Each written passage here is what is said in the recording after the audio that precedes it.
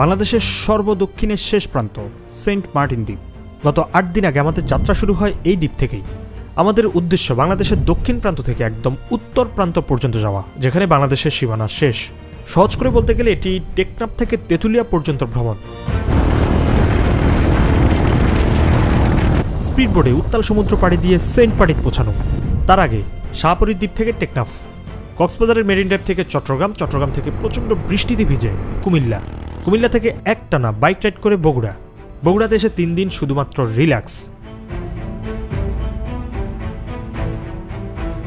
বগুড়ার ঐতিহাসিক স্থানগুলো ঘোরা শেষ করে হেলিকপ্টার ভ্রমণ, বগুড়াকে বিদায় জানিয়ে রংপুর হয়ে ঠাকুরগাঁও। ঠাকুরগাঁওতে গতকাল মধ্যরাতে বিশাল খেজুরের বাগানে গিয়ে খেজুরের রস খাওয়া। এই সব কিছু ছিল এই ট্যুরে।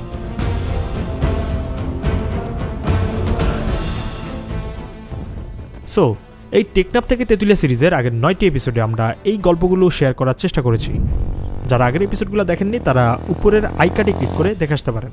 আর আজকের আমাদের এই এপিসোডটা হচ্ছে এই ট্যুরের একদম লাস্ট এপিসোড, কারণ বর্তমানে আমাদের অবস্থান হচ্ছে ঠাকুরগাঁও, আর ঠাকুরগাঁও থেকে আজকে সরাসরি চলে যাব বাংলাবান্ধা। বুঝতে পারছেন, বাংলাবান্ধা উত্তরবঙ্গের একদম শেষ প্রান্ত। আজকে রাতে আমরা বাংলাদেশ এবং ভারত সীমানার একদম নিকটবর্তী একটা গ্রামে থাকব। কেমন ছিল সেই অভিজ্ঞতা সেটা জানতে পারবেন এই ভিডিওতে। তো চলুন শুরু করা যাক। এখন কি এটা কি ইন্ডিয়া? এটা ইন্ডিয়া, আমরা ইন্ডিয়ার ভিতর দিয়ে আসলাম। ঠাকুরগাঁও থেকে আমরা এখন প্রস্তুত তেতুলিয়া যাওয়ার জন্য। এখন বিকেল প্রায় 3:30। সকালবেলা রওনা দিতে পারলে আজকে সারাটা দিন পাওয়া যেত। গতকাল রাত যেহেতু আমরা ঘুমাতে পারি না, তাই আজকে সারাটা দিন মোটামুটি ঘুমিয়েই কাটিয়ে দেই। যাই হোক, টেকনাফ থেকে এই ঠাকুরগাঁও আসা পর্যন্ত আমরা ছিলাম মাত্র 2 জন, কিন্তু ভালো ব্যাপার হচ্ছে আমাদের সাথে এখন আরও 4 জন যুক্ত হচ্ছে। ব্যাপারটা কেন ভালো সেটা একটু পরে বুঝতে পারবেন। সাথে যাচ্ছে রেদন ভাই, ওনার ফ্রেন্ড, আর 2 জন বড় ভাই। আজকে আমাদের বাইক রাইড করতে হবে প্রায় 80 কিলোমিটার। বুঝতে পারছেন যে আসলে অন্য দিনগুলোর তুলনায় আজকে রাস্তার পরিমাণ অনেকটাই কম, তাই একটু রিল্যাক্সে যাচ্ছিলাম। আর এই রাস্তাটাও বেশ উপভোগ করার মতো। সব কিছু ঠিকঠাকই ছিল, কিন্তু ঝামেলাটা শুরু হয় ঠিক এখান থেকেই। গত প্রায় 900 কিলোমিটার বাইক রাইড করার পরেও কোনো সমস্যা আসলে ফেস করিনি, অন্তত এই বাইক নিয়ে। পঞ্চগড় পৌঁছানোর ঠিক 15 কিলোমিটার আগে হঠাৎ বাইকের চেন ছিঁড়ে যায়।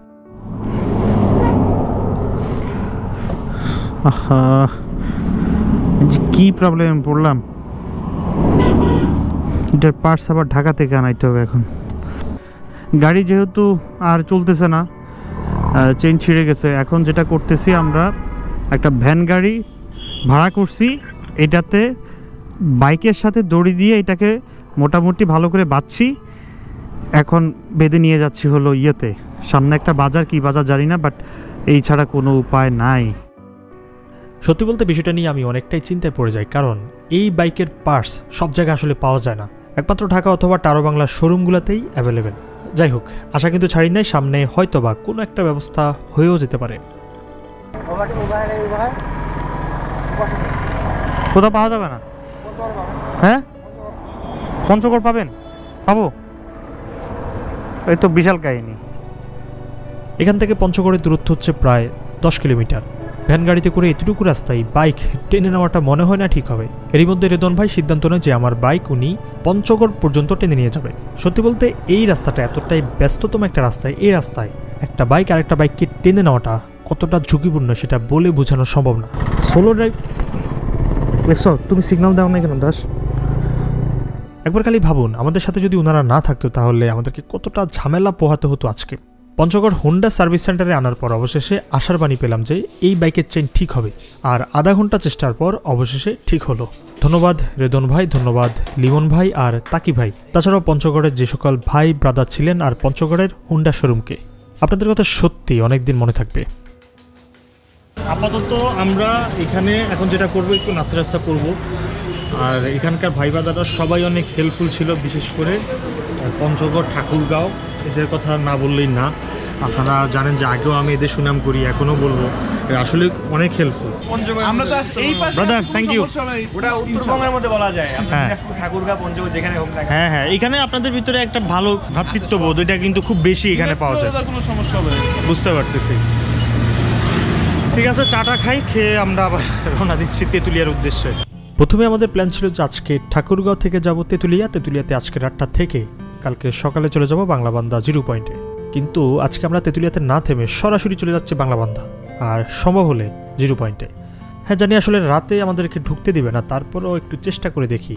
আর এই যে ইন্ডিয়ান ট্রাকগুলো দেখতে পাচ্ছেন, এই ট্রাকের চালকদের সাথে কিছুক্ষণ আড্ডা দিব, মানে আসলে আমাদের দেশে বসে ভারতের একটা মানুষের সাথে কিছুক্ষণ গল্পগুজব করা, আমাদের সম্পর্কে জানানো, ওনাদের সম্পর্কে জানা, এটাতে বেশ আমি ইন্টারেস্ট ফিল করি। মানে আপনাদের ভিসা লাগে না এখানে আসতে? আপনারা একদম অটো নাকি? অটো সব জায়গায় কিছু পাসপোর্ট তো সাথে লাগায়? হ্যাঁ, না লাইসেন্স। কি লাইসেন্স? গাড়ি লাইসেন্স? ড্রাইভারি লাইসেন্স। ও কখন তাহলে তো ভাই আপনি একটা কাজ করেন, আপনার সাথে আমাকে একটা চাকরি মাকরি দেন, একটা ব্যবস্থা করেন। আমার এই ভিসা পাসপোর্ট করতে করতে জীবন শেষ হয়ে গেল। এই শিলিগুড়ি কয় কিলোমিটার? 7 কিলোমিটার এখান থেকে। 7 কিলোমিটার, ওটা তো একদম পূর্ণাঙ্গ একটা শহর, তাই না? বুঝতে পারছি। আর আপনারা এখন ওয়েট করতেছেন কেন? কখন আপনাদেরকে যেতে দিবে? কালকে 8টার দিকে সকাল। রাত্রে যেতে দেয় না? 6টা লাস্ট টাইম। কটা? 6টা হচ্ছে লাস্ট টাইম। দেখছেন ওনারা ইন্ডিয়া থেকে আসছে, গত 8 দিন হয়েছে। সব কিছু মালটাল খালাস করতে ওনাদের সময় লেগে গেছে 8 দিন, তাই না? আর কালকে চলে যাবেন। ওনারা মোটামুটি এখানেই থাকে, এখানেই খায় বলতে হোটেল, বাংলাদেশে হোটেল বানাই খান। আপনার নাম কি দাদা? সৌরভ। আর আপনার নাম? হ্যাঁ, গৌরব আর সৌরভ। হ্যাঁ ভাই, তো আমরা দুজন আপন ভাই, তাই না? এই জায়গা তো বসে গাড়ি চালাতে সেই মজা তো মনে হয়। হ্যাঁ জোস তো না, বসে দেখবো না, কিন্তু এই জায়গায় বসে গাড়ি চালানো অন্যরকম মজা আছে, বুঝতে পারতেছি। এই দিকটা হচ্ছে ঘুমানোর জায়গা, এই দিকটা হচ্ছে একদম খুব সুন্দর। ঠিক আছে দাদা, ভালো থাকেন।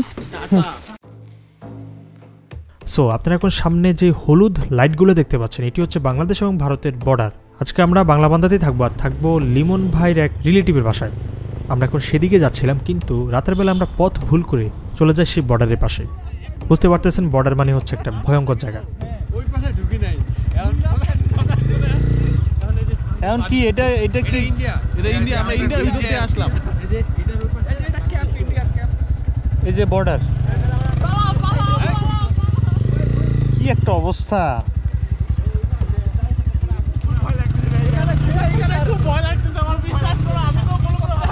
আরে ভাই কোন জায়গায় নিয়ে আসছেন রে?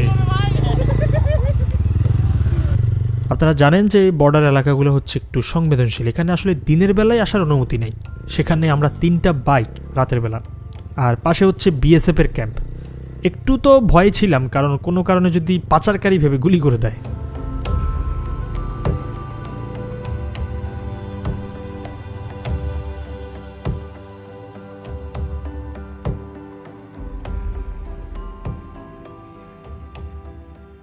কেমন খাইলা তাই বলো? খাইছি অনেক মজা, মানে আমরা যে কতদিন পরে মানে একটা ঘরোয়া খাবার খাইছি এখানে এসে। মানে আমি বাইকে আসতে আসতে বলতেছিলাম যে কতদিন বাসার খাবার খাই না, খুব খারাপ লাগতেছিল। আর এখানে এসে আন্টির হাতের খাবার খেলাম, আর এত মজা লাগছে। খুব সিম্পল একটা খাবার ছিল, বাট অনেক মানে শান্তি তৃপ্তি করে খাইছি আমরা। রাইট। সো আমরা মোটামুটি বাংলাবান্ধা বর্ডারের একদমই কাছে। তো এখানে একেবারেই কাছে না? একবারই কাছে। এইখান থেকে বেরোলে তো বর্ডার, এখান থেকে বেরোলে বর্ডার না? তো চলেন একবার ঢু মেরে আসি বর্ডারের পাশ থেকে, বিজিবির সাথে হ্যান্ডশেক করে আসি। Sorry, BSF. হ্যাঁ, না যখন ভয় পাইছিলাম কখন জানেন? এই যে আমরা এই রাস্তা ধরে আসছি না, একদম বর্ডারের পাশ ধরে, ভাবতেছি কখন জানে আমাদেরকে আবার পাচারকারী ভাবে গুলি করে দেয়। বেশ কয়েকবার এই কারণে বেশ কয়েকবার দাঁড়াই গেছিলাম। Good morning. বর্তমানে আমরা এখন হচ্ছে বাংলাবান্ধা একটা গ্রাম বলতে গেলে কি, এই পাশটা হচ্ছে একদম বাংলাদেশ এবং ইন্ডিয়ার বর্ডার। এই যে গাছগুলো দেখতে পাচ্ছেন, তার পিছনে কিন্তু কাঁটাতারের বেড়া।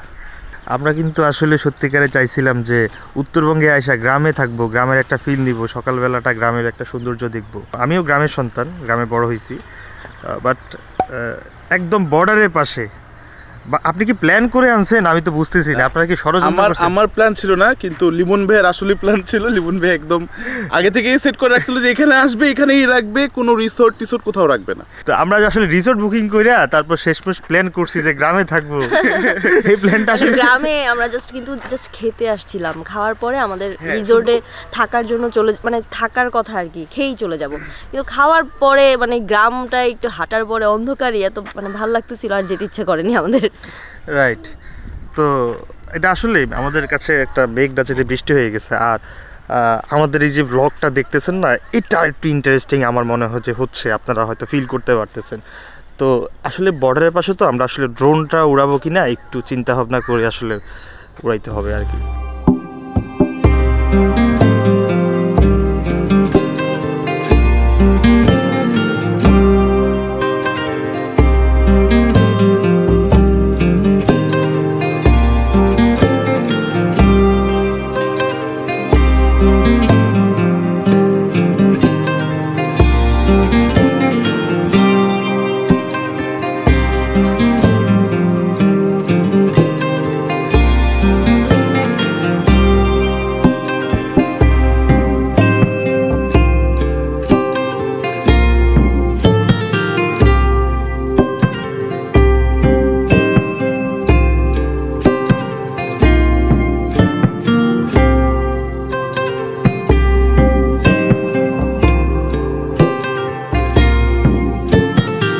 প্রথম আমরা কোথায় যাচ্ছি বলেন?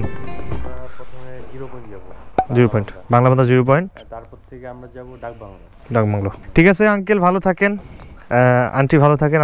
আমাদের জন্য আপনাদের অনেক কষ্ট হয়েছে, বাট ধারণা দেয় নাই যে এইখানে আসবো। আমাদের রিসোর্টে থাকার কথা ছিল। আচ্ছা, খুব ভালো লাগছে, খুব ইচ্ছে ছিল আমাদের উত্তরবঙ্গে এসে এরকম একটা জায়গায় থাকার খুব ইচ্ছে ছিল, সেটা পূরণ হয়েছে। হ্যাঁ, থ্যাংক ইউ রতন ভাই। তাহলে চলেন আমরা যাত্রা শুরু করি। হ্যাঁ, ভালো লাগছে তো জায়গাটা, আমি মানে এই ভালো লাগার কারণে বারবার আসি। হ্যাঁ, ওই যে দেখা যাচ্ছে।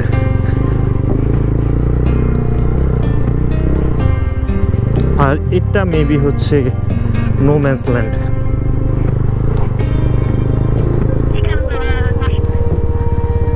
এই যে এখান থেকে শুরু, এরপরে আর বাংলাদেশের সীমানা নাই। হ্যাঁ, এরপরে এই যে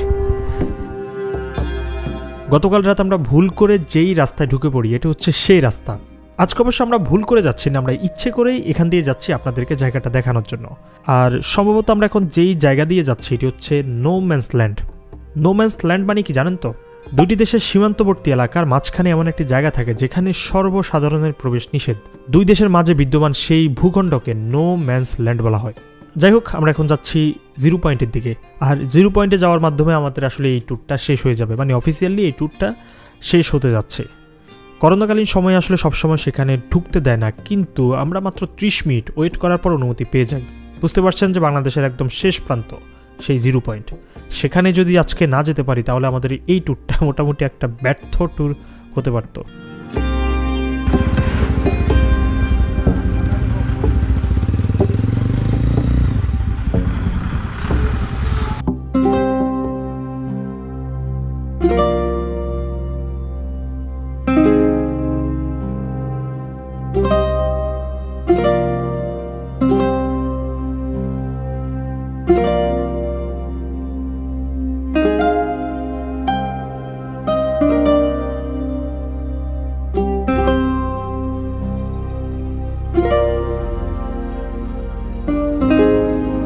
সো আমরা ফাইনালি চলে আসছি বাংলাবান্ধা 0 পয়েন্ট। এরপরে হচ্ছে ভারত, আর এখান থেকে গ্যাংটক হচ্ছে মোটামুটি 133 কিলোমিটার, আর ফুলবাড়ি হচ্ছে 2 কিলোমিটার। তো আসলে টানতেছে, খুব টানতেছে। আমরা কবে যে আসলে ইন্ডিয়া যাব, কবে আমরা সেখানে গিয়ে ব্লগ করব, গ্যাংটক যাব, সিকিম যাব, মেঘালয় যাব, কবে যাব ভাই, এটাই চিন্তা করতেছি। যারা মূলত চ্যালেঞ্জ নেয় যে আমি সরাসরি টেকনাফ থেকে তেতুলিয়া আসবো, এবং সেটা বাইকে হোক সাইকেলে হোক, এই যে মানে এত পরিশ্রম করে চালায় আসে, আসার পথে কোনো কিছু এক্সপ্লোর না করে সরাসরি যে চালায় আসে, ওইটা এক ধরনের ভালো। কিন্তু অনেকে বলবে যে আপনি কি এমন চালাইছে 8-10 দিন পর আপনি এইখানে। আসলে আসার পথে আপনারা জানেন যে আমরা সবগুলো জায়গা আসলে ঘুরে দেখছি। আমরা আসলে ভিডিওতে কিছুটা তো দেখাইতে হবে মানুষকে। প্রথমে দেখাইছি হচ্ছে সেন্ট মার্টিন, তারপর কক্সবাজার, তারপর চট্টগ্রাম, তারপর বগুড়ার পরে ঠাকুরগাঁওর পরে এখন হচ্ছে তেতুলিয়া। তো সবগুলো জায়গা আসলে মানুষ যদি না দেখে, আমরা যদি নিজে থেকে ফিল না করি, এক্সপ্লোর না করি, তাহলে তো আসলে এই ট্যুরের কোনো মানে হয় না। তো আসলে মানে খোঁজার জন্যই আমরা মূলত এই ট্যুরে বের হয়েছি। আর নেক্সট আমাদের যদি সম্ভব হয় আর কি, ইন্ডিয়ার বর্ডার খুলে দিলে আমরা ইন্ডিয়া আগে যাবো। আর যদি ইন্ডিয়ার বর্ডার না খুলে তাহলে আমরা মোটামুটি বাংলাদেশটা কভার করবো। বাংলাদেশ বলতে 64 ডিস্ট্রিক্ট কভার করবো। বাট 64 ডিস্ট্রিক্ট ট্যুরের আগে এই যে প্রায় 1000 কিলোমিটারের মতো একটা রাস্তা, এটা কিন্তু আমাদেরকে অনেকটা হেল্প করছে। তো ঠিক আছে, চলো যাই, আমরা আমাদের যাত্রা আবার শুরু করি। আমরা রিটার্ন করবো এখন, ঠিক আছে, চলেন। দেখতে দেখতে গত 9টা দিন কীভাবে যে কেটে গেল বুঝতে পারিনি। নিঃসন্দেহে এটা একটা লং রাইড ছিল। আমি বিশ্বাস করি এই ট্যুরে শুধু আমরা দুজনে ছিলাম না, ছিলেন আপনারাও। প্রতিটা ট্যুরে আমি আপনাদেরকে খুব ভালোভাবে ফিল করি। আর আমাদের চ্যানেলে আসলে বেশিরভাগ দর্শক পাহাড়ের ভিডিও দেখতে বেশি পছন্দ করে বা বান্দরবনের দুর্গম এরিয়ার ভিডিওগুলো বেশি পছন্দ করেন। তবে পাহাড়, সমুদ্র এগুলোর বাইরে আসলে অনেক কিছু দেখার বাকি। সেই কারণে আসলে আমরা সেই জায়গাগুলো দেখার চেষ্টা করি, পাশাপাশি আপনাদেরকে দেখানোর চেষ্টা করে যাচ্ছি। তবে হ্যাঁ, সুখবর হচ্ছে নেক্সট আমাদের যেই সিরিজটা আসবে সেটা হচ্ছে শুধুমাত্র বান্দরবন নিয়ে। শুধু বান্দরবনে না, একদম বান্দরবনের গহীনের গল্প সেই সিরিজে উঠে আসবে। ভালো কথা, আমাদের কিন্তু এই ট্যুরে এখন পর্যন্ত তেতুলিয়া দেখা হয় নাই। আমাদের অফিসিয়ালভাবে যাত্রা শেষ, কিন্তু আনঅফিসিয়ালি আমরা আরেকটা এপিসোড করব যেখানে তেতুলিয়া পাশাপাশি আমরা এই যে আবার রিটার্ন করার গল্পটা সেই এপিসোডে শেয়ার করব। আমাদেরকে আরও 700 কিলোমিটার রাইড করে আমাদের নিজস্ব ঠিকানায় ফেরত যেতে হবে। আমরা এখন তেতুলিয়া 0 পয়েন্টের সামনে। আর তেতুলিয়া এসে গত বছরই কিছু কথা মনে পড়ে গেল, কারণ গত বছর এই সময়টাতে আমি এখানেই ছিলাম আর সবাই একসাথে বসে গান গাওয়া, সেই গানের কিছু অংশ এখন আপনাদেরকে দেখাতে চাই। তার আগে এই ভিডিও থেকে বিদায় নেই। আমাদের ভিডিওগুলো যদি আপনাদের কাছে ভালো লেগে থাকে তাহলে আমাদের চ্যানেলটি সাবস্ক্রাইব মাস্ট। আর ভিডিও সম্পর্কে কোনো মতামত থাকলে অবশ্যই ভিডিওটির কমেন্ট বক্সে জানাতে পারেন। দেখা হচ্ছে নেক্সট এপিসোডে।